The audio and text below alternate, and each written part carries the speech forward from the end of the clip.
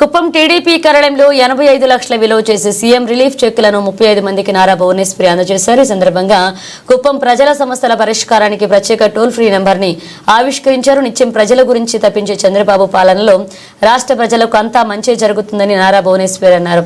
5 ఏళ్ల రాక్షస పాలన అన్ని వర్గాల ప్రజలు ఇబ్బందులు పడ్డారని ఆవేదన వ్యక్తం చేశారు. 4వ రోజు కుప్పం నియోజకవర్గ పర్యటనలో భాగంగా రామకుప్పం మండలంలోని చెల్దిగానిపల్లెలో మహిళలతో నిర్వహించిన ముఖాముఖిలో భువనేశ్వరి పాల్గొన్నారు.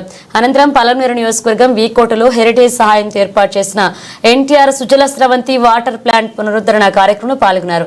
ప్రతి 3 నెలలకు కుప్పం వస్తా. మొన్నటి సార్వత్రిక ఎన్నికల్లో నామినేషన్ వేయడానికి వచ్చినప్పుడే నేను మీకు చెప్పాను, కూటమి ప్రభుత్వం ఏర్పడ్డాక ప్రతి 3 నెలలకు ఒకసారి కుప్పం నియోజకవర్గానికి వచ్చి అభివృద్ధి పనులను దగ్గరింటి చూసుకుంటానంటూ మీకు ఎటువంటి సమస్యలు రాకుండా చూసుకోవడం నా బాధ్యత అంటూ నారా భువనేశ్వరి తెలియజేశారు.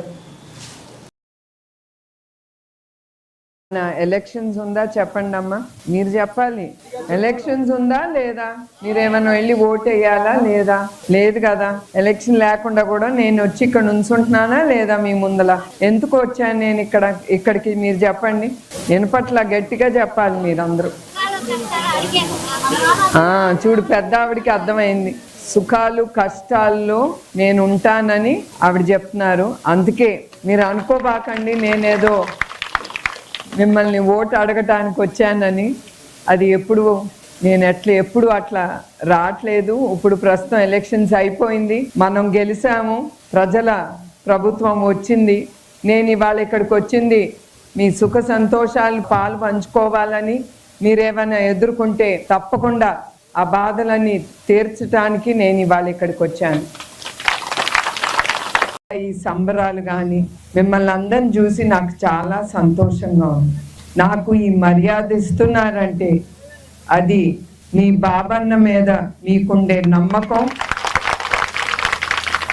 మీకుండే గౌరవం తిరిగి అది నాకు లభిస్తుంది. ఆ గౌరవంతో ఆ నమ్మకంతో ఆయన్ని ఇప్పుడు వరకు ఎమ్మెల్యేగా గెలిపించి ఆయన్ని సీఎం కుర్చీలో కూర్చోబెట్టిన ఘనత మీ అందరిలోనూ ఉంది. అందుకే మీ అందరికీ నా హృదయపూర్వక నమస్కారాలు. ప్రజలు ఒక రాజకీయ నాయకుడి కోసం బయటకు వచ్చి పోరాడింది నేను ఎప్పుడు చూడలేదు. ప్రజలు ఎట్లా బయటకు వచ్చారో, మహిళలు, వాళ్ళని కూడా నేను మర్చిపోలేను. వాళ్ళకి ఒకటే భయం. అందుకే వాళ్ళు ఆ నమ్మకం చంద్రబాబు నాయుడు గారి మీద. రేపు వాళ్ళ పిల్లలు భవిష్యత్తు ఏంటి, నా కుటుంబం ఏమవుతుందని ప్రతి ఒక్క మహిళ ఆలోచించి ముందుకొచ్చి ఏనాడు నాలాగా బయటకు వచ్చింది లేని లేడీస్ అట్లా బయటకు వచ్చి చంద్రబాబు నాయుడు గారి కోసం బయటకు వచ్చి పోరాడారు.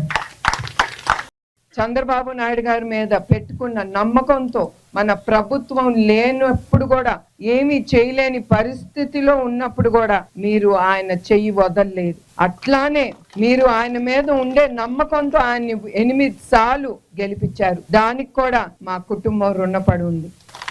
నామినేషన్ వేయటానికి ఎప్పుడు నేను చంద్రబాబు నాయుడు గారు నా భర్తను నేను ఎప్పుడు అడగలేదు. మొదటిసారి రాజకీయాల తరఫు నుంచి నేను వెళ్ళి నామినేషన్ వేస్తాను, మీకు టైం లేదు, నేను వెళ్తాను. అది ఎందుకు వచ్చిందో కూడా నాకు తెలీదు. కానీ ఆ రోజు మీరు చూపించిన ప్రేమ నేను ఎప్పుడు మర్చిపోలేను.